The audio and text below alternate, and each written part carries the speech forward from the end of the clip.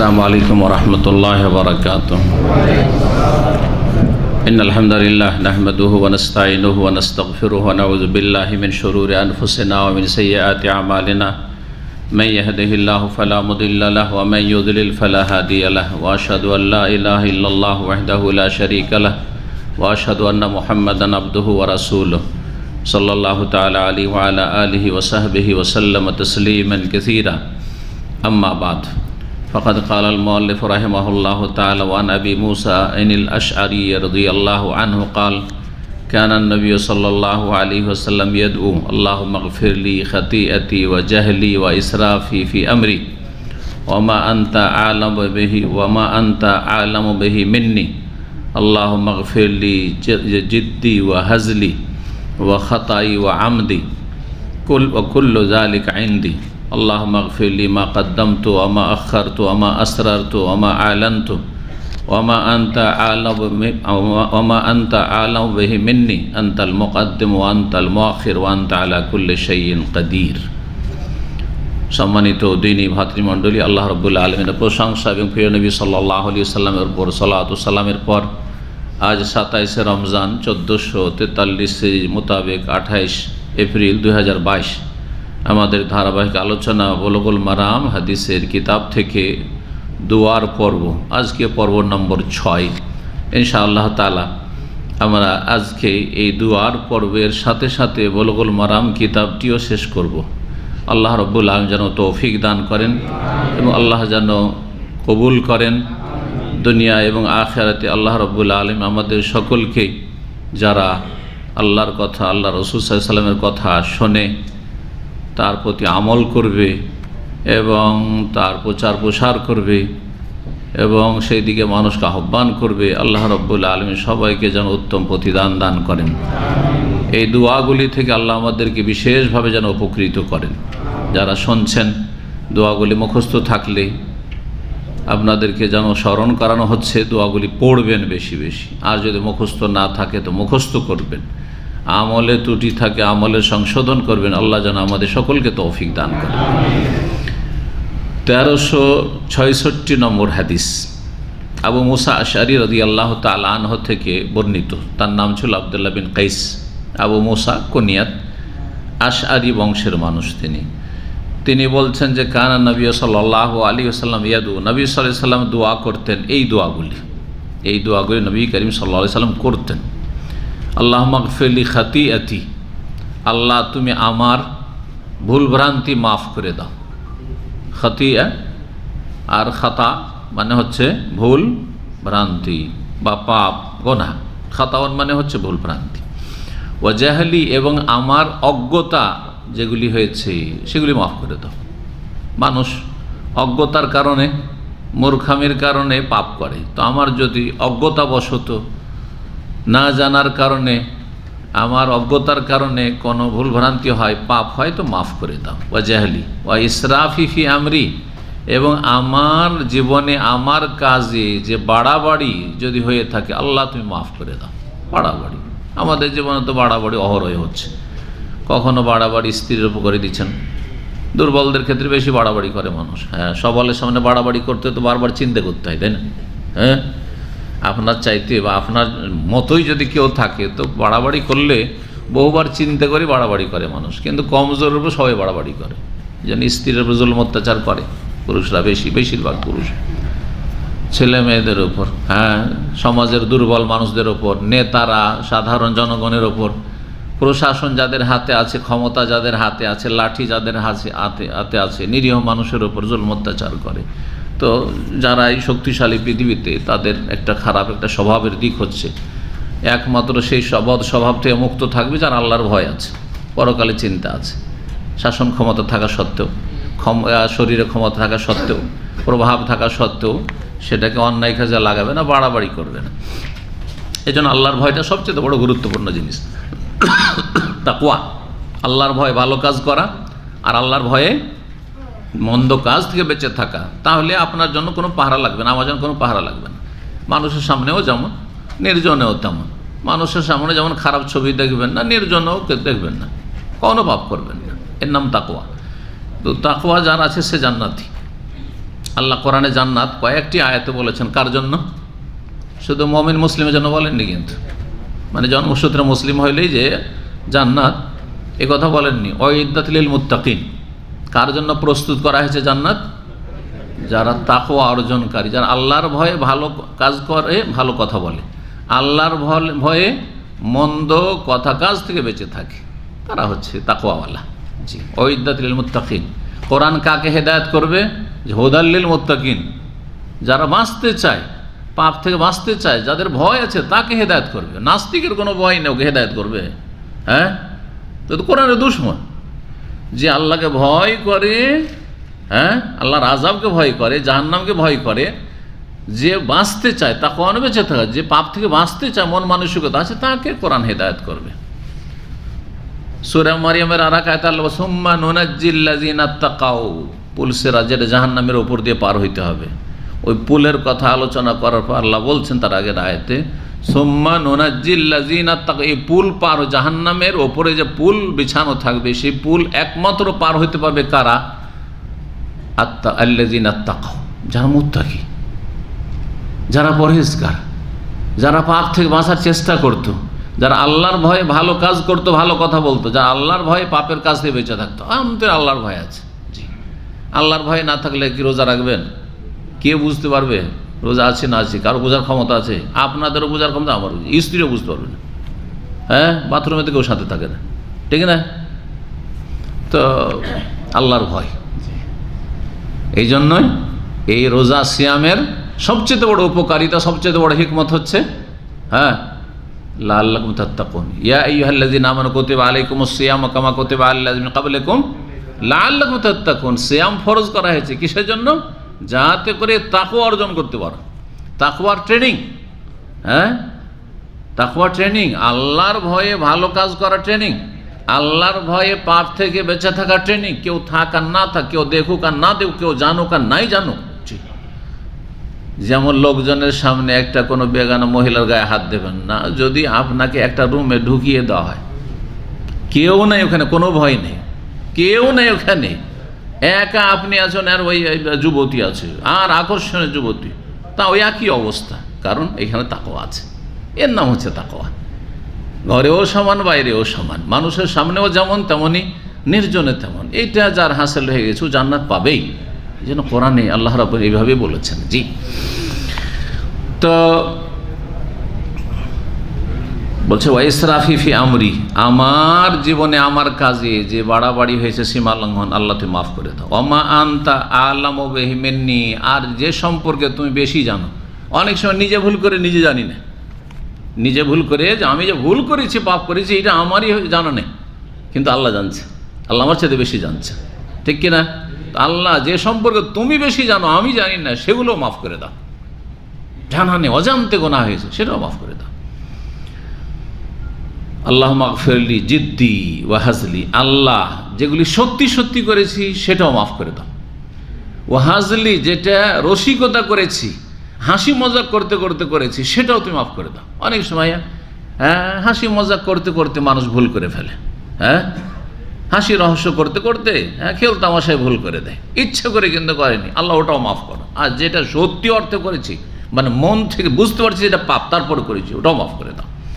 ও খাতাই, আর ভুল ভ্রান্তি, ভুল মানে আমি এটাকে গুনাহ মনে করতাম না, হয়তো এটা হচ্ছে খাতা, ভুল কিন্তু ভুল মনে করি না, খাতা। আর ইচ্ছা করে কোনটা? পাপ, জানছেন যে পাপ, আর তারপরেও সেটা করা হয়েছে, এটা হচ্ছে ইচ্ছাকৃত করা। যেমন আপনি একটা পাখির শিকার করছিলেন, আর লেগে গেল একটা মানুষের চোখে, চোখ কানা হয়ে গেল, তাহলে এটা ইচ্ছা করে না, এটা খাতা, ইচ্ছা করে মারেননি। আর একটা লোক ইচ্ছা করে একটা মানুষকে মারছে বা একটা মানুষের চোখে আঘাত করেছে, এটা হচ্ছে আমদ, ইচ্ছাকৃত। আল্লাহ ইচ্ছাকৃত যদি গুনাহ হয়, যে কোনো গুনাহ, অথবা অনিচ্ছাকৃত হয়, ভুলবশত হয়ে গেছে, সব মাফ করে দাও। ও কুল্লু যালিকা ইনদি, আল্লাহ আমার কাছে সব রকম গুনাহ আছে, মানে আমার দ্বারা সব রকমের পাপ হয়েছে, ইচ্ছা করেও হয়েছে, অনিচ্ছাকৃত হয়েছে, বাড়াবাড়িও হয়েছে, অজ্ঞতাবশত হয়েছে, এমন এমন পাপ হয়েছে যে আমি নিজেই জানি না, আল্লাহ তুমি বেশি জানো, সব মাফ করে দাও। সুবহানাল্লাহ, কত সুন্দর গুরুত্বপূর্ণ দোয়া। এই দোয়াগুলো মুখস্থ করতে হবে না? কুল্লু যালিকা ইনদি, আল্লাহ সব গুনাহ আমার কাছে আছে, আল্লাহ তুমি মাফ করে দাও। তারপরে আল্লাহ মাগফিরলি, আল্লাহ আমাকে ক্ষমা করে দাও। মা কাদ্দাম, তো যা আগে করেছি, অতীতে করেছি, ওমা আখার, তো যা পরে করেছি বা পরে হবে, আগের পরে সব গুনাহ মাফ করে দাও।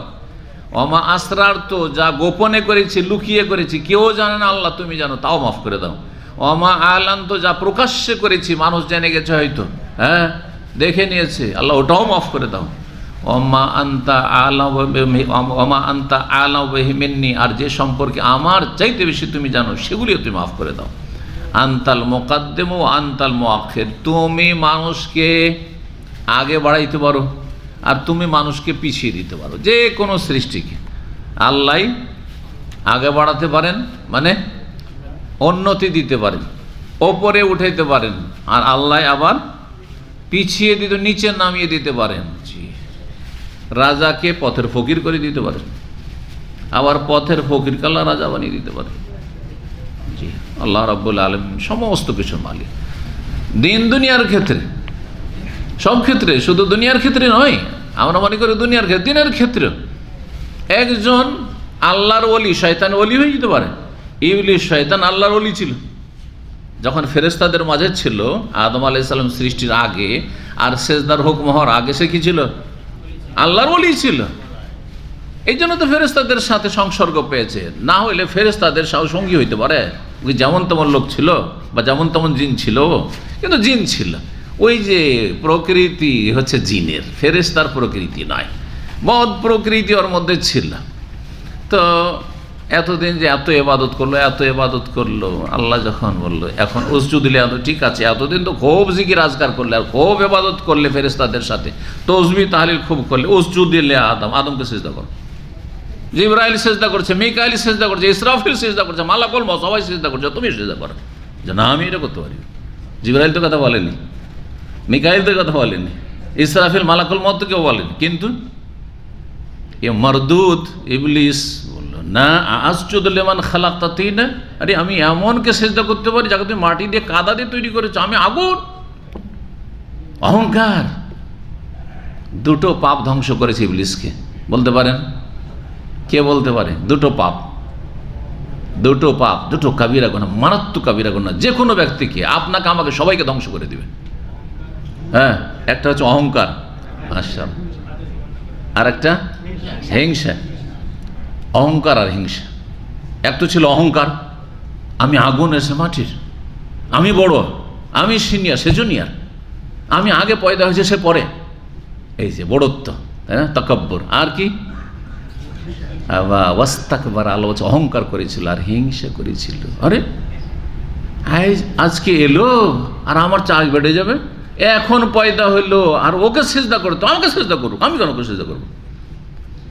কেউ যদি সৌদি আরবে, হ্যাঁ 6 মাস আগে, 1 বছর আগে এসছে, আর ও যদি লাখ রিয়ালের মালিক হয়ে যায়, আর আপনি 10 বছর ধরে আছেন, হ্যাঁ একই সাথে থাকেন, আর আপনার ঋণ ছুটে না, বালা মুসিবত ছুটে না, হ্যাঁ যদি ইমানের দুর্বলতা থাকে তো হিংসা হবে, হবে না? হবে না? ইসলামিক সেন্টারে আরে আজকে এলো, আর এসে আমি আছি 20 বছর ধরে, এসে আজকে এসে এত এগিয়ে গেল, মানে আর হিংসা শুরু হয়ে গেছে, বোঝা গেছে না? জি, তো এই হিংসা, নিজের নিজের সাবজেক্ট ওলাদের মধ্যে বেশি হিংসা আছে, বাইরের সাবজেক্টে হিংসা হয় না। টেকনিশিয়ান হিংসা করবে, তাই না? ডাক্তারে হিংসা করবে, স্কুলের শিক্ষকের হিংসা করবে, আলেমের হিংসা করবে। আলেম কিন্তু পাবলিকের হিংসা করবে না, আলেমও আলেমেরই হিংসা করে। কথা বুঝতে পারছেন না? হিংসা সব জায়গায় আছে, কিন্তু এই হিংসা থেকে একমাত্র পাককে থাকবে। ওলামারা বলেছেন যে নিজের আত্মপর্যালোচনা করবে এবং চেষ্টা মুজাহাদা করবে যে এ তো আল্লাহর দান, আল্লাহকে দিয়েছে, ওটা আমারটা নিয়ে দিয়েছে নাকি?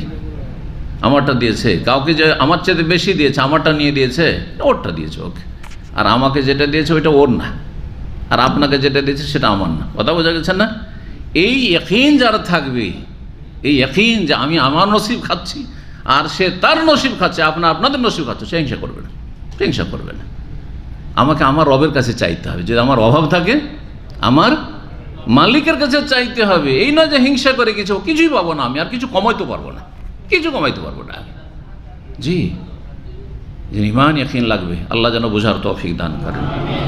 তো কি বলছে? আনতাল মুকাদ্দিম, আল্লাহ তুমি মানুষকে আগে বাড়াইতে পারো। জি, আল্লাহর ওলি শয়তানের ওলি হয়ে গেল। মানুষের মধ্যে কত আল্লাহর ওলি শয়তান ওলি হয়েছে। আলেম এক যুগে ইসলামের খেদমত করেছে, তার ভ্রান্ত আকিদার অনুসারী হয়ে জাহান্নামে চলে গেছে। কত আমাদের কাছে এরকম বহু ইতিহাস আছে, সেগুলো বয়ান করার সময় নেই। এক যুগ ধরে ইসলামের খেদমত করেছে, আর হতভাগা শেষখানে কোন বিভ্রান্তিতে পড়লো, গে জাহান্নামে ঢুকে গেল, শিরক বিদআতে ঢুকে গেল, গুমরাহিতে ঢুকে গেল, কাদিয়ানি হয়ে গেল, হ্যাঁ না আহলে কোরআন হয়ে গেল, কোরআন মানি হাদিস মানি না। কত গুমরা হয়েছে এরকম। জি, কত গুমরা হয়েছে। মুসলিম ছিল, বাপদাদা হাজি গাজী ছিল, নাস্তিক হয়ে গেল। জি, হাজি গাজীর ছেলে, জি, আলেমের ছেলে নাস্তিক ছিল, আলেমের ছেলে পাকা নাস্তিক। জি, বড় আলেমের ছেলে, জি, আলেমের ঘরে। তো আল্লাহ আগে বাড়ান দিনের ক্ষেত্রে, দুনিয়ার ক্ষেত্রে। দিনের ক্ষেত্রে আগে বাড়ার চেষ্টা করবেন যে আমি জান্নাতের দিকে বাড়া, আল্লাহ বাড়াবেন। আপনি চেষ্টা করবেন না, আপনাকে আল্লাহ অসহায় ছেড়ে দেবেন, মুআখির আল্লাহ পিছিয়ে দেবেন। বংশীয় মর্যাদা কাউকে এগিয়ে দিতে পারে না। মানুষের আকীদা আমল যদি ঠিক না থাকে, ঈমান এবং নেক আমল যদি না থাকে, পাপ থেকে মানুষ বাঁচার চেষ্টা না করে, তো আল্লাহ অবশ্যই পিছিয়ে দিবেন। আর এমন পিছিয়ে দেবেন যে জাহান্নামে ঢুকিয়ে দিবেন। শেষ পরিণাম জাহান্নাম, পিছাতে পিছাতে একেবারে জাহান্নামে চলে যাবে। আনতাল মুকাদ্দিমু, আল্লাহ তুমি আগে বাড়াইতে পারো, ও আনতাল মুআখিরু, তুমি পিছাইতে পারো। সুতরাং আমাকে আল্লাহ পিছিয়ে দিও না, আগে আগে রাখো, আগে চলার তৌফিক দাও। আনতা আলা কুল্লি শাইইন কাদির, তুমি সব কিছুর উপর ক্ষমতাবান। মুত্তাফাকুন বুখারী মুসলিমের হাদিস। আশা করি হাদিসের গুরুত্বপূর্ণ যে দোয়া, এই দোয়ার অর্থ ব্যাখ্যা বুঝে গেছেন। কয়েকটি হাদিস আছে, সেজন্য আর বেশি কথা লম্বা না করে আগে বেড়ে যাই। 1367 নম্বর হাদিস। এতে আরেকটি বড়ই গুরুত্বপূর্ণ দোয়া আছে, যাতে ইহকাল পরকাল সব কিছু চেয়ে ফেললেন। যেমন রব্বানা আতেনা ফিদ দুনিয়া হাসানা ওয়া ফিল আখিরাতি হাসানা ওয়া কিনা আযাবান্নার, এটা কোরআনী দোয়া, ঠিক ওই রকমই অর্থ বহন করছে এই দোয়াটি, যে দোয়াটি আসছে। সুতরাং রব্বানা আতেনা ফিদ দুনিয়া হাসানা ওয়া ফিল আখিরাতি হাসানা ওয়া কিনা আযাবান্নার পরে গুরুত্বপূর্ণ ব্যাপক অর্থপূর্ণ দোয়া। ব্যাপক অর্থপূর্ণ দোয়া কাকে বলা হয়? জামে দোয়া আরবিতে বলা হয়, মানে কথা অল্প, সবই চেয়ে ফেললাম। এতটা কথা বললাম, মাত্র একটা দুটা কথা বললাম, কিন্তু দুনিয়া আখিরাত সব চেয়ে ফেললাম, সব কিছু নিয়ে এলাম আল্লাহ রাব্বুল কাছে চেয়ে। জি, দেখুন কি দোয়াটি এখানে কুনুতে প্রায় দিনে এখানে ইমামরা পড়ে থাকে। জি, সারা বছর পড়বেন, এটা কোনো কুনুতের খাস দোয়া নয়, সারা বছর পড়বেন, সেজদায় পড়বেন, যে কোনো সময় পড়বেন আপনি। বলছেন ওয়ান আবি হুরায়রা রাদিয়াল্লাহু আনহু কাল, আবু হুরায়রা রাদিয়াল্লাহু তাআলা আনহু থেকে বর্ণিত, তিনি বলেন কানা রাসূলুল্লাহ ইয়াকুল, রাসূলুল্লাহ বলতেন আল্লাহুম্মা আসলিহ লি দীনি, আল্লাহ আমার দিনটা সুন্দর করে দাও। দিনটা আমার, দিন মানে ইসলাম, আমার ঈমান ইসলামকে কি করে দাও? সুন্দর করে দাও। আল্লাযী হুয়া ইসমাতু আমরি, যেটি আমার জীবনের রক্ষা, এই ইসলাম আমাকে রক্ষা করবে, জীবনের সুরক্ষা। এটা হচ্ছে আমার সার্বিক জীবনের কি সুরক্ষা, হেফাজত। যদি আমি আমার ঈমান ইসলামের হেফাজত করি, তা আল্লাহ আমার হেফাজত করবে দুনিয়া আখিরাতে সমস্ত অনিষ্ট থেকে, জাহান্নামের আযাব থেকে, কবর আযাব থেকে, দুনিয়ার বালা মুসিবত থেকে। আর বালা মুসিবত আসলে তুচ্ছ কিছুই না, কয়েকদিনের দুনিয়া, হ্যাঁ সুখে থাকলাম দুঃখে থাকলাম এসব দেখার বিষয় নেই। আসলে হচ্ছে আমার টার্গেট ঠিক আছে, আমি আপন পথে অচল আছি, জি মানে অবিচল আছি। আল্লাযী ইসমাতু আমরি ওয়া আসলিহ লি দুনিয়া, আল্লাহ আমার দুনিয়াটাও সুন্দর করে দাও, দুনিয়ারও সংস্কার করে দাও। ইসলাম মানে সংস্কার। দুনিয়াতে যেসব ত্রুটি রয়েছে, প্রয়োজন রয়েছে, ঘাটতি রয়েছে, আল্লাহ পুরা করে কি করে দাও? সুন্দর করে দাও, গঠনমূলক করে দাও। যার দুনিয়া গঠনমূলক, তার জীবনে দুনিয়াও ভালো, মাশাআল্লাহ, দুনিয়াতে সে সুখে আছে, মানসিক, শারীরিক, পারিবারিক, ছেলে মেয়ে নিয়ে সমাজে সুখে আছে, দেশে যেখানে আছে, বিদেশে আছে সুখে আছে, দুনিয়া ভালো আছে তার। হ্যাঁ, ছেলে মেয়ে অনেক হচ্ছে মাশাআল্লাহ, কথা শুনছে মাশাআল্লাহ, তারপরে ভালো যেমন চান তেমনটাই করছে। এগুলো হচ্ছে দুনিয়ার ইসলাহ। ওয়াসলিহ লি দুনিয়া, আল্লাহ আমার দুনিয়াটা সুন্দর করে দাও। আল্লাতী ফিহা মাআশি, যাতে আমার জীবন যাপন রয়েছে, যাতে আমাকে জীবিকা নির্বাহ করতে হবে, হ্যাঁ বাঁচতে হবে, খেয়ে দিয়ে চলাফেরা করি। ওয়াসলিহ লি আখিরাতি, আর আল্লাহ আমার পরকালটা সুন্দর করে দাও। দিন সুন্দর, দুনিয়া সুন্দর, আর পরকাল সুন্দর করে দাও। আল্লাতী ইলাইহা মাআদি, যেখানে আমার প্রত্যাবর্তন রয়েছে, মানে ওখানে আমাকে ফিরে যেতে হবে। যেখানে আমার কি রয়েছে, প্রত্যাবর্তন স্থল রয়েছে, ফিরে যাওয়ার স্থান। সবাইকে সেই আখেরাতে পৌঁছিতে হবে, পাড়ি দিতে হবে, কবরে যেতে হবে, আর কবর থেকে বারজাখ এই জীবন শেষ করে হাসরের মাটি হাজির হইতে হবে। আর সেখান থেকে জান্নাতে না যেতে পারলে জান্নাতে সোজা জাহান্নামে যেতে হবে। জান্নাত জাহান্নাম ছাড়া আর তৃতীয় কোনো জায়গা নেই, তৃতীয় কোনো জায়গা নেই। জান্নাত যদি না পান তো জাহান্নামে যেতে হবে। তো আল্লাহ তুমি আখেরাত ঠিক করে দাও। এখানে রয়েছে একটু সূক্ষ্ম বিষয় বলছি দোয়াতে, ও আসলেহলি আখেরাতি আল্লাতি এলাইহা মাআদি। প্রসিদ্ধ দোয়া যেটা, সেটাতে এলাইহা নেই, ফিহা আছে। ও আসলেহলি আখেরাতি আল্লাতি ফিহা মাআদি, যাতে আমার প্রত্যাবর্তন স্থল রয়েছে।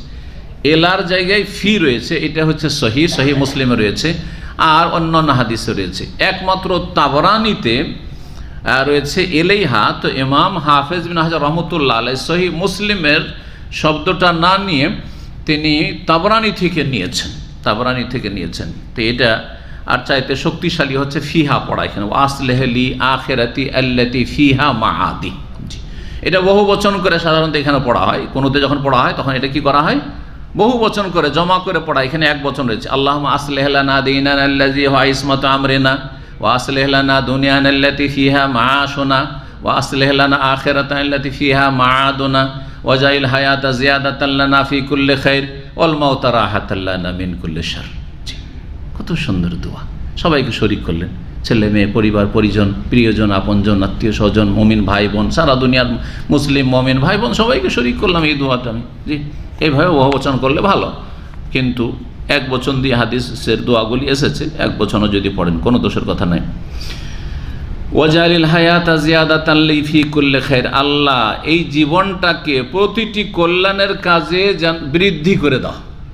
যেটাকে আমাদের দেশের ভাষায় আজকাল বলা হচ্ছে, আল্লাহ তুমি নেক হায়াত দান করো, হায়াত দীর্ঘায়িত করো, হ্যাঁ তাকে দীর্ঘায়িত করো। এই দোয়া কিন্তু ভালো না। আমাদের দেশের অনেকে দোয়া করে, আল্লাহ যেন আপনাকে দীর্ঘজীবী করেন। আর দীর্ঘজীবী করে যদি 100 বছর বাঁচে আর বিছানায় পড়ে থাকে আর তাকে দেখার কোনো লোক থাকে না, কয়দিন দেখবে? বিছানায় 2-4-5 বছর পড়ে থাকে, তখন স্ত্রীও দূর হয়ে যাবে, অধিকাংশ ক্ষেত্রে ছেলে মেয়ে তো আরও দূর হয়ে যাবে। আরে কি বোঝা, কতদিন কখন যে নামবে, শুধু মরারই অপেক্ষা করছে যে কখন মরবে আর কখন দাফন করে আসবো যে আরাম পাবো, ঠিক কিনা? আল্লাহ না করে এরকমটা হয়। তো এই নয় যে দীর্ঘজীবী করুক, এই দোয়া কিন্তু ভালো দোয়া নয়। হ্যাঁ নেক, হ্যাঁ কি করুক, আল্লাহ নেক হায়াত দান করুন, অথবা আপনাকে দীর্ঘায়িত করুন নেক আমলের ওপর। কি করবেন? সুস্থতার সাথে নেক আমলের উপর দীর্ঘায়িত করেন। মেলা দিন বাঁচলেন কিন্তু পাপী হয়ে লাভ হইল কি লাভ তাহলে? হ্যাঁ মেলা দিন বাঁচলেন আর দাজ্জালের সাথে দেখা হয়ে গেল, ইমান হারিয়ে গেল। তোর চাইতে ভালো আল্লাহ দাজ্জাল আসার আগে আল্লাহ উঠিয়ে নাও, ভালো বেঁচে গেলাম। ইয়াজুজ মাজুজের ফিতনার আগে বাঁচিয়ে আল্লাহ উঠিয়ে নাও। হ্যাঁ বড় বড় কিয়ামতের আলামত শুরু হবে, মানুষ গুমরাহ হয়ে যাবে, প্রায় গুমরাহ হয়ে যাবে, আর গুমরাহ হতেও লেগেছে। দেখেন গুমরাহির সংখ্যা বেশি। আল্লাহ সব গুমরাহি ফিতনার আগে আল্লাহ আমাকে উঠিয়ে নাও। জি, ওয়াজালিল মাউতা রাহাতাল লি মিন কুল্লি শার, এবং মৃত্যুকে প্রতিটি অনিষ্ট থেকে রক্ষার জন্য আরামদায়ক বানিয়ে দাও। এটা মরণ চাওয়া নয়, কিন্তু এটা হচ্ছে যখন দেখা যাবে যে আমার বেঁচে থাকলেই দিন দুনিয়ার কষ্ট আছে, চরম কষ্ট আছে, দুর্ভিক্ষ নেমে আসলো, সুবহানাল্লাহ, ছটপট করছেন, চোখের সামনে স্ত্রী ছেলে মেয়ে ছটপট করছে, তাদেরকে 1 লোকমা খাবার উঠিয়ে দেওয়ার মতো ব্যবস্থা নেই, পয়সা নেই, আর খাবার নেই আপনার কাছে। এটা ভালো না তার আগে ইন্তেকাল করা ভালো? বলেন এটাই ভালো? যে চোখের আপনিও মরছেন ধুকে ধুকে, আর আপনার স্ত্রী ছেলে মেয়ে আপনার চোখের সামনে এরকম দুর্ভিক্ষে মরছে, এটা দেখা ভালো না তার আগে ইন্তেকাল ভালো? তার আগে ইন্তেকাল ভালো। আচ্ছা কাফের হয়ে মরা না ইসলাম নিয়ে এখনই মরে যাওয়া ভালো? ইসলাম নিয়ে এখনই মরে যাওয়া ভালো। ওইটাই আর কি। দিন দুনিয়ার ক্ষেত্রে যেটা আমার জন্য কল্যাণকর, যখন দেখা যায় যে অনিষ্ট থেকে রক্ষার জন্য মরণ ছাড়ার কোনো উপায় নেই, আল্লাহ তো তখন মরণ দিও, আমার তখন মরণ দিও। কারণ আর দুনিয়াতে এই দুনিয়ার অশান্তি অথবা দিনের অশান্তি আমি চাই না, আখেরাত ধ্বংস করতে চাই না। ওয়াজালিল মাউতা রাহাতাল লি মিন কুল্লি শার, সহিহ মুসলিমের হাদিস। 1368 নম্বর হাদিস, আনাস রাদিয়াল্লাহু তাআলা আনহু থেকে বর্ণিত, তিনি বলছেন, কানা রাসূলুল্লাহ সাল্লাল্লাহু আলাইহি ওয়াসাল্লাম ইয়াকুল, রাসূলুল্লাহ এই দোয়া বলতেন। এটি একটি গুরুত্বপূর্ণ দোয়া এলেম চাওয়ার ক্ষেত্রে এবং এলেম দিয়ে উপকৃত হওয়ার ক্ষেত্রে। এলেম যদি থাকার আমল না থাকে লাভ আছে? মাদ্রাসা পড়েছে মাশাআল্লাহ, আলেম মাওলানা হয়েছে, কিন্তু আমল নাই। হ্যাঁ সুদি কারবার করে, হারাম খায়, অথবা ফজরে খুঁজে পাওয়া যায় না আলেম সাহেব, লাভ আছে? হাফেজ গোটা রমজান চলে গেল কোরআন খতম করে না, তো লাভ আছে? খালি হাফেজ হইলে হবে? আরও হিসাব মুশকিল। বা ওর চাইতে সাধারণ মানুষ ভালো, যার কোরআন হাফেজ নাই, মুখস্থ নাই, চলার মতো অবশ্যই থাকতে হবে। 5 ওয়াক্ত নামাজ পড়ার মতো 10-20টা 25টা সূরা অবশ্যই মুখস্থ থাকতে হবে। আর অতিরিক্তটা নফল কাজ, আর নফল কাজ করতে গিয়ে যদি নফলের হক আদায় না করে তো মহা মুশকিল। বোঝা গেছে কি না? তো এই ক্ষেত্রে এই দোয়াটি এলেম দ্বারা, যাতে করে আল্লাহ আমাকে প্রথম কথা এলেম দাও, আর এলেম যেন উপকারী হয়, আর এলেম অনুযায়ী যেন আমল করতে পারি। গুরুত্বপূর্ণ দোয়া। রাসূলুল্লাহ এই দোয়াটি বলতে, আল্লাহ মানফানি বিমা আল্লামতানি, আল্লাহ যা আমাকে তুমি জ্ঞান দিয়েছো, এলেম দিয়েছো, তা দিয়ে আমাকে উপকৃত করো, লাভবান করো। আমার এলেম দ্বারা যেন আমি কি হই, আগে আমার এলিম দিয়ে আমাকে উপকৃত হইতে হবে। এই নয় যে আমার এলিম আপনাদেরকে দেবো, আমি কিছুই পেলাম না, আগে আমাকে পেতে হবে। জি।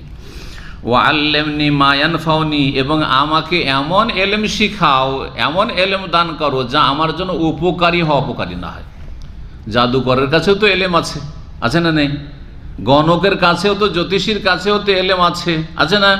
নাস্তিকদের কাছেও তো দুনিয়ার শিক্ষা আছে, বৈজ্ঞানিকের কাছে, আর যারা সায়েন্টিস্ট আর বিভিন্ন সাবজেক্টের যারা পারদর্শী তাদের কাছেও তো এলেম আছে। কিন্তু সেই এলেম তাদেরকে যদি জান্নাতে না নিয়ে যায় তো উপকারী না অপকারী?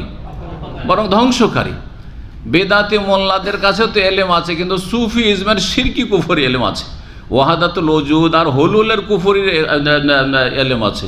তাদের কাছে ফানার এলেম আছে, বান্দার নাকি আল্লাহ ফানা, বিলীন হয়ে যায়, একাকার হয়ে যায়, আর খুঁজে পাওয়া যায় না। যেতে যেতে এমন হয়ে হারিয়ে গেল 7 আকাশের ওপরে গিয়ে আল্লাহর ওলি, আরে পাগলা রে, আর খুঁজেই পাওয়া যায় না, আল্লাহতে বিলীন হয়ে গেছে। এই শিক্ষা ইসলামের শিক্ষা, কিন্তু কুফরি।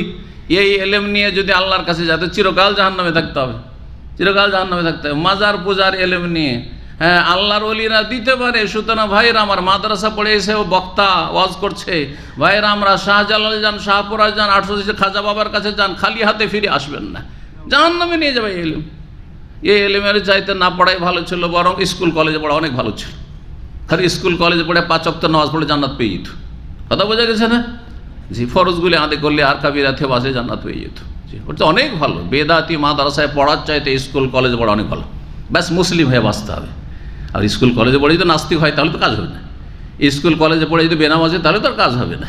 জি, নামাজি মুসলিম যদি সাধারণ একটা ইসলামের মোটামুটি জ্ঞান থাকে, ফরজটা কোনো রকম আদায় করতে পারছে, সে ওই মাজার পূজারি মোল্লার চাইতে, বক্তা চাইতে 1000 গুণে ভালো, 1,00,000 গুণে ভালো। কারণ সে বহু লোককে জাহান্নামে নিয়ে যাচ্ছে, এবং সে নিজে জাহান্নামে আগে আগে থাকবে, কারণ তার পিছনে পিছনে এইসব জাহান্নামী মাজার পূজারীরা যাবে।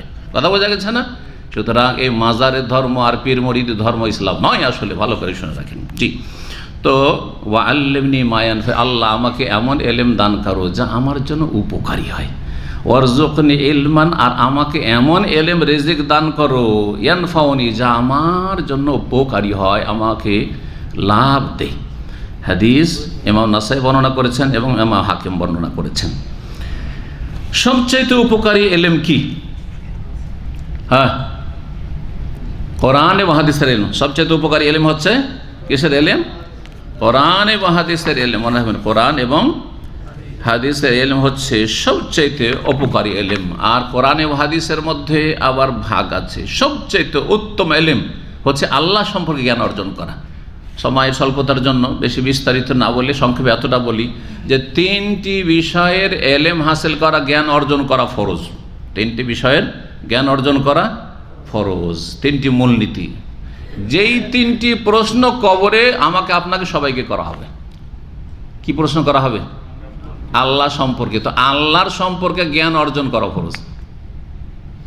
আল্লাহ কি? আল্লাহ আমার মাবুদ, আল্লাহর কি গুণাবলী আছে, আল্লাহর কি হক রয়েছে, ইত্যাদি ইত্যাদি। হ্যাঁ, আল্লাহ সম্পর্কে জ্ঞান অর্জন করা। 2 নম্বর, আল্লাহর দিন সম্পর্কে জ্ঞান অর্জন করা, ইসলাম সম্পর্কে জ্ঞান অর্জন করা। ইসলামে যে সাবজেক্টগুলি রয়েছে তার মধ্যে সবচেয়ে হচ্ছে আকিদার সাবজেক্ট, তৌহিদ, আল্লাহর একত্ব সম্পর্কে যেগুলি বিশ্বাসের বিষয়। তারপরে তখন ইবাদত বন্দেগী, ফরজ ওয়াজিব, হারাম নাজায়েজ জানতে হবে বাঁচার জন্য, আর ফরজ সম্পর্কে জ্ঞান অর্জন করতে হবে আমল করার জন্য।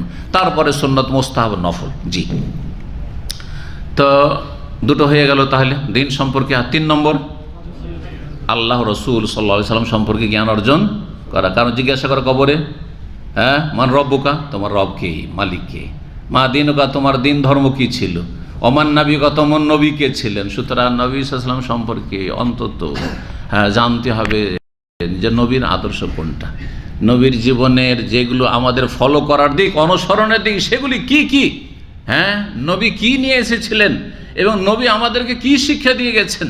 জি হ্যাঁ, কোনটা নবীর তরিকা, কোনটা নবীর তরিকা নয়। জি 1369 নম্বর হাদিস, ইমাম তিরমিজি রাহিমাহুল্লাহ বর্ণনা করেছেন আবু হুরায়রা রাদিয়াল্লাহু তাআলা আনহু থেকে, আগের মতোই, তবে তাতে অতিরিক্ত আরও 2-1টি দোয়া রয়েছে। আর কি রয়েছে? ওয়ারযুকনি ইলমান ইয়ানফাউনি, তারপরে ওয়াজিদনি ইলমা, আল্লাহ আমাকে আমার এলেম বৃদ্ধি করে দাও।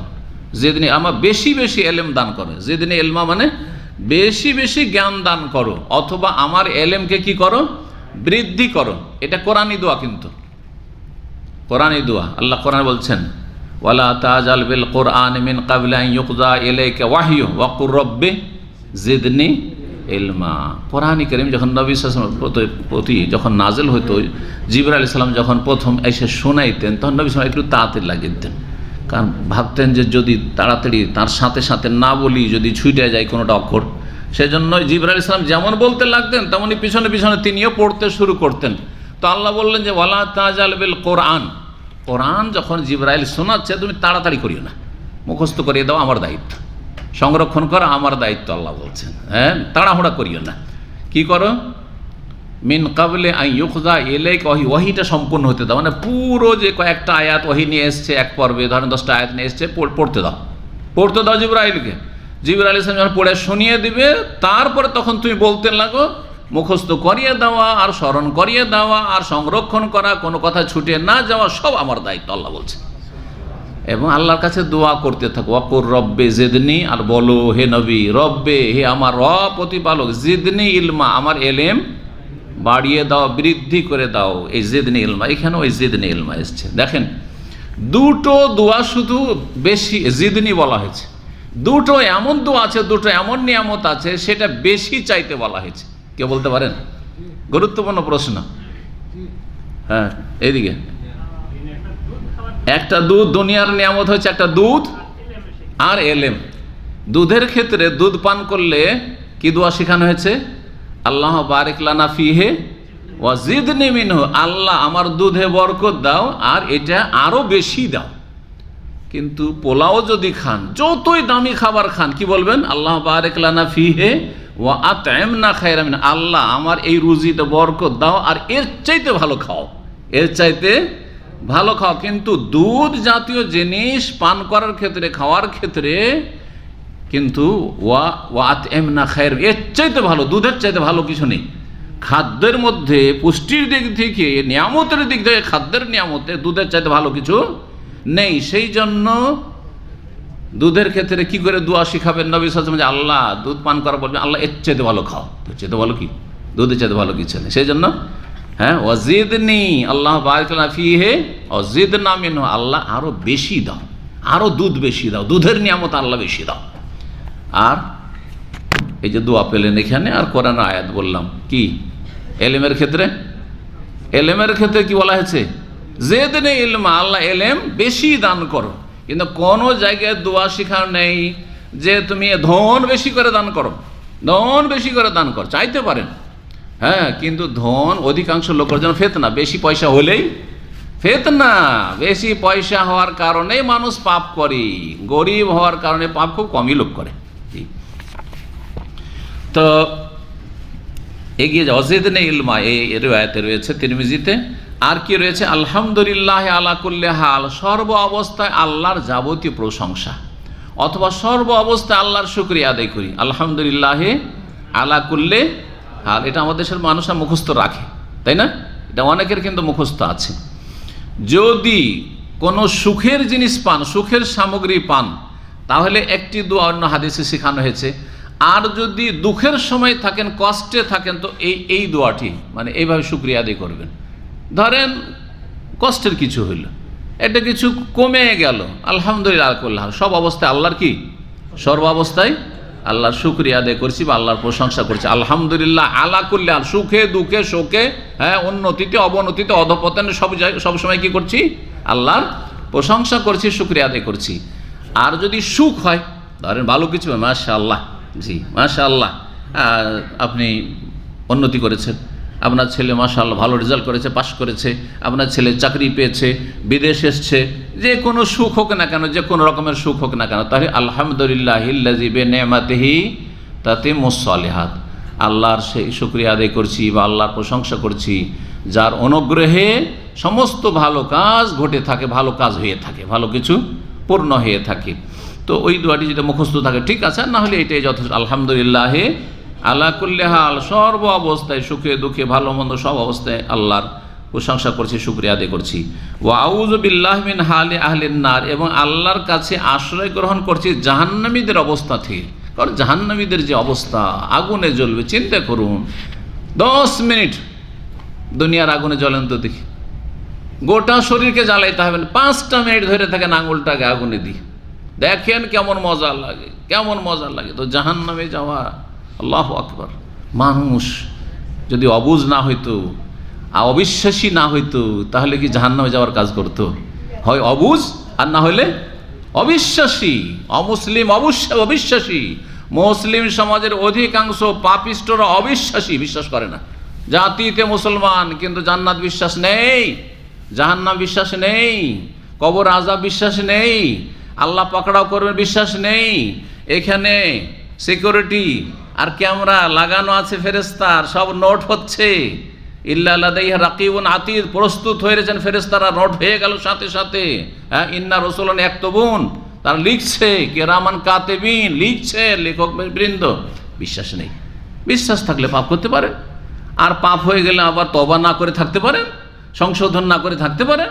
মোটেই না। সুতরাং আমি এই জন্যই বলি যে যারা বেআমল একেবারে মুসলিম সমাজের, তারা অবিশ্বাসী, আসলে বাস্তবে বিশ্বাস নেই। এখানে যদি একদিন আজকে বিশ্বাস হয়ে যায়, একটা দিন ফিরে যান যে ইফতারি পেলাম না, আজকে দেখছি ইফতারি না, ফলস, আসলে শুনেছিলাম যে ইফতারি, কিন্তু ইফতারি নেই। ধরেন একেবারে ইফতারি পূর্ব মুহূর্তে ইফতারি নেই, আগামীকালকে আসবেন, একটা কাউকে খুঁজে পাওয়া যাবে না। কারণ ওই ইফতারির সময় তাহলে নিজে তো ইফতারি ব্যবস্থা করতে হবে, ওখানে তো ইফতারি নেই, ঠিক কিনা? বিশ্বাস আছে বলে এসেছেন। জান্নাতের বিশ্বাস আছে, জান্নাতে যাওয়ার জন্য কাজ কি করছেন? জাহান্নামের বিশ্বাস আছে, তো জাহান্নাম থেকে বাঁচার জন্য কি কাজ করছেন? হে মুসলিম, 5 ওয়াক্ত নামাজ পড়ছেন না, রমজান মাস চলে গেলে কোনো সংশোধন করলেন, তোবা করলেন, কোথায় বিশ্বাস আছে? দাবি করলেই হবে যে জাতীয় তো মুসলিম? না না, কোনো কাজে আসবে না। এটা বিশ্বাস হইতে হবে, ইয়াকিন। জি, দুনিয়ার ক্ষেত্রে বিশ্বাসের ভিত্তিতে চাকরি করছেন না, আর ডিউটি করতেন না, একদিন আমিও করবেন, আপনিও করবেন না, পয়সা পাবেন না, কিসের ডিউটি আবার, তাই না? পয়সা পাবেন এই আশা নেই, গোটা মাস খাটনি করছেন, মাসের শেষে অনেকে 6 মাসও পান না, তারপরও আশায় 5 মাস সমাজ ডিউটি করেই যাচ্ছেন, পাবো পাবো, আশা করছি পাবো। এতটাও বিশ্বাস নেই জান্নাতের ওপর, জাহান্নামের ওপর। আল্লাহ যেন এই সত্যিকার অন্তরে বিশ্বাসী হওয়ার তৌফিক দান করেন, এবং অবিশ্বাসীদের রাস্তা থেকে আল্লাহ মুসলিমদেরকে যেন ফিরিয়ে নিয়ে আসেন। তো এই ছিল হাদিস। এই হাদিসের সনদ হাসান, মানে ভালো, আমলযোগ্য। দোয়াগুলি সবগুলি সহি। সময়ের স্বল্পতার জন্য আরও 2টি হাদিস আছে, এখন সংক্ষেপে তাফসীর করিয়ে দিই, সময় শেষ হয়ে যাচ্ছে।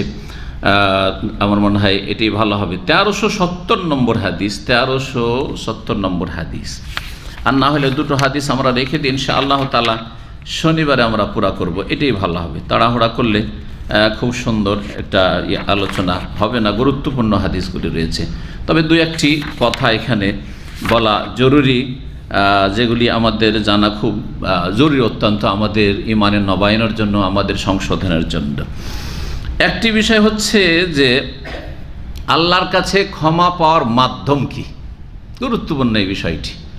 এই কথাগুলি বলার জন্য 2টো হাদিস রেখে দিলাম। ইনশাআল্লাহ তাআলা আগামী দিনে, কালকে ইনশাআল্লাহ তাআলা ফিতরা সম্পর্কে আলোচনা হবে, আর তারপরে দিন ইনশাআল্লাহ এই 2টো হাদিস বিস্তারিত আলোচনা করব।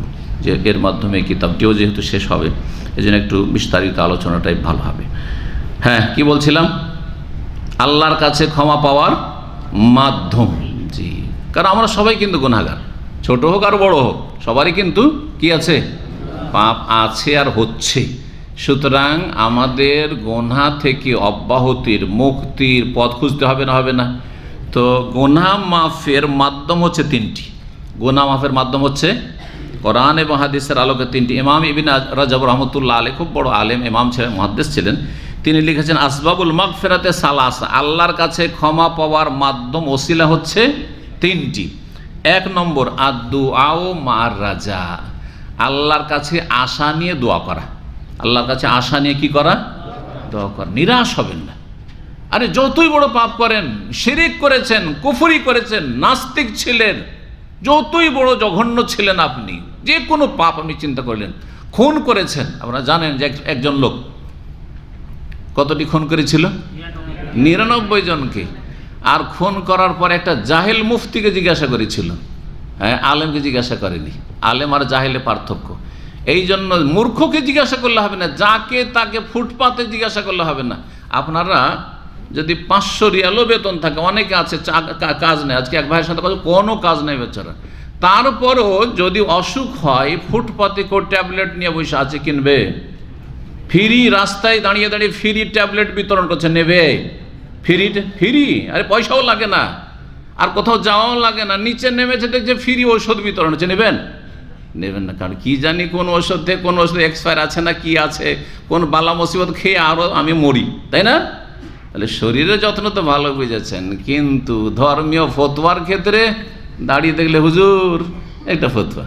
আমাদের দেশের অবস্থা হচ্ছে দাড়ি দেখলে কি হুজুর মনে করি, আর যাকে তাকে জিজ্ঞাসা শিরক বিদআত শিখাচ্ছি, ইসলামের কোনো জ্ঞান নাই, দলিলের কোনো জ্ঞান নাই, তাদেরকে আল্লামা বলে আমরা একবারে মেনে নিয়েছি। হ্যাঁ, বলতে পারে বাকপটু আর জমাইতে পারে, ব্যাস মনে করেছে আল্লামা। এই জাহিলগুলোকে, যারা শিরক বিদআত শিখিয়ে মানুষকে জাহান্নামের দিকে নিয়ে যাচ্ছে, কথা বলছে, চেক করতে হবে না? চেক করার মতো ক্ষমতা আছে, তদন্ত করার মতো ক্ষমতা আছে, ক্ষমতার কাজে লাগাননি, সুতরাং রবের কাছে ফেসে যাবে। ভালো করে শুনে রাখেন, জি, দুনিয়ার ক্ষেত্রে সজাগ। তো কি বলছিলাম? হ্যাঁ, ওই লোক এক আবেদের কাছে গিয়ে দেখেছে একটু ঢিলা ঢালা জামা কাপড় আর দাঁড়িয়ে দেখেছে, জিজ্ঞাসা করছে আমি 99 জনকে খুন করেছি, তো আমার ফালিমিন তবা কবুল হবে? বলছে তোমার মতো পাপি তাপি হতভাগা আর কেউ দুনিয়াতে আছে? 99 জনকে হত্যা করে আবার তওবা খুঁজে বেড়াচ্ছ, তোমার কোনো তওবা নেই, তোমার কোনো তওবা নাই। তখন কি ভাবলো? যখন তওবা হবেই না কবুল আর জাহান্নামে যেতে হবে, তো এই বেটাকে শেষ করে দিই, 100টা পুরা করে, ওকেই হত্যা করে দিল, ওই জাহেল মুফতিকে হত্যা করে দিল, দিয়ে 100টা পুরা করে দিল। তারপরে চিন্তা করে দেখি আর কাউকে খুঁজে কোনো রাস্তা বের হচ্ছে কিনা, আল্লাহকে হেদায়েত করবে, দেখেন ওসিলা হেদায়েত করবে। এই যেতে যেতে এক আলেমের কাছে গিয়ে পৌঁছল। স্পষ্ট হাদিসে এসছে, আগেরটা আবেদ ছিল, পরহেজগার ছিল, কিন্তু এলেম ছিল না, আর এ ছিল আলেম। ওই আলেমের কাছে গেল, গিয়ে বললো যে আমি তো 100টা পুরা করে দিয়েছি খুন করে, তা আমার কোনো তওবার রাস্তা আছে? আল্লাহ মাফ করবেন না, চিরকাল আমাকে জাহান্নামে থাকতে হবে। তো বলছে মাইয়া হলো বাইনাকা বাইনা তওবা, তুমি রবের কাছে তওবা করবে। কোন শক্তি আর সৃষ্টি করতে পারে? কোন শক্তি আছে যে বাধা দিতে পারে? তুমি রবের কাছে তওবা করো, তওবার দরজা খোলা আছে, যতক্ষণ মরণ না এসে করো তওবা। তো তবে তোমার যে সাথী সঙ্গী যে সন্ত্রাসী খনিরা আছে, ওদের সংসর্গ বাদ দিতে হবে, সবগুলিকে তালাক দাও, আর চলে যাও ওই এলাকায়, চলে যে এলাকায় ভালো মানুষ ছাড়া কোনো চোর ডাকাত, সেখানে সন্ত্রাসী খনি নেই, সেখানে তোমার খারাপ সঙ্গী, অতীতের খারাপ সঙ্গী কাউকে পাবে না। ওইখানে যে ফাবদিল্লামা, ওদের সাথে আল্লাহর ইবাদতবন্দি করো, আর ওদের কাছে গিয়ে ভালো কিছু শিখো, দেখবে যে ভালো হয়ে যাবে। তুমি যেতে লেগেছে, পৌঁছিতে পারেনি বেচারা, অর্ধেক রাস্তা গেছে, অর্ধেক রাস্তা একটু কমই আছে, আর মালাকুল মত এসে হাজির, টাইম শেষ হয়ে গেছে। হ্যাঁ, তারপরে কি হলো? মালাকুল মত চলে এসছে, আযাবের ফেরেশতারা চলে এসেছে, সারা জীবন পাপ করেছে, আযাবের ফেরেশতা এসে হাজির। ওইদিকে রহমতের ফেরেশতাও চলে এসছে, কারণ রহমতের ফেরেশতাকে আল্লাহ পাঠিয়ে দিয়েছে, আর এসে ওরা ফেরেশতারা তর্ক শুরু করেছে। রহমতের ফেরেশতা বলছে জান্নাতে নিয়ে যাবো, আর আযাবের ফেরেশতা কি বলছে? জাহান্নামে নিয়ে যাবো। সারা জীবন পাপ করেছে, কি শেষে কি হলো? যখন দেখছে যে মরেই যাব, তখন একটা হুড়কি দিয়েছে, গোতা মেরেছে, আর দিয়ে তারপরে একটু এগিয়ে গিয়ে পড়েছে। ফান্না আবে সাদরি, বুখারীতে হাদিস হয়েছে, সিনা জোরে একটু এইরকম করে টান দিয়ে একটু এগিয়ে চলে গেছে। মাত্র 1 বিঘত ওই নেকির এলাকা, যে গ্রাম ভালো মানুষরা আছে, ওই দিকে এগিয়ে চলে গেছে নেকির রাস্তায়, 1 বিঘতের জন্য, ব্যাস। তখন ওখানে যারা আযাবের ফেরেশতা ওরা হেরে গেল, রহমতের ফেরেশতারা জিতে গেল, ফয়সালা হয়ে গেল যে না, একে জান্নাতে নিয়ে যাও। মরে গেছে, ও যেতেও পারেনি, ওই ভালো মানুষদের কাছেও যেতে পারেনি। তো নিয়তটা খালেস। এখনও গোটা রমজান চলে গেছে, ভালো কাজ করেনি, অনেকে আছে রোজা রাখেনি, অনেকে পাপ করেছে, এখনও সময় আছে। এখনো মরেননি, আলহামদুলিল্লাহ বেঁচে আছেন, এখনো সময় আছে, তওবা করেন। হতে পারে এটি আল্লাহ মাফ করে দেবেন, এটি আল্লাহ মাফ করে দেবেন। আল্লাহ গফুরুর রহিম। জি, আল্লাহ যেন তওবা করার তৌফিক দান করেন। কি বলছেন? আল্লাহর কাছে দোয়া করতে হবে আর আশা রাখতে হবে। আশা নিয়ে, বড় আশা, আল্লাহ মাফ করবে। আমি যতই পাপী হোক, আমি তো আশা রাখছি রবের কাছে, এবং আমি তো দোয়া করছি, আমি তো ঠিক হয়ে গেছি, আমি তো ভালো হওয়ার চেষ্টা করছি। দোয়া করতে হবে আশা নিয়ে। এটা হচ্ছে প্রথম মাধ্যম আল্লাহর কাছে ক্ষমা পাওয়ার, যতই পাপ থাক। 2 নম্বর মাধ্যম হচ্ছে যতই নেকির গুনার পাহাড় থাক না কেন, আল্লাহর কাছে বেশি বেশি ইস্তেগফার করা। বেশি বেশি ইস্তেগফার করেন, অন্তর থেকে করবেন, এটা হচ্ছে আসল। তার সাথে জবানে বারবার করে উচ্চারণ করবেন। শুধু জবানে পড়লে হবে না। অধিকাংশ লোকেরা কিন্তু আমাদের দেশের তওবা পড়ে জবানে, এইখানে, অন্তরে পড়ে না।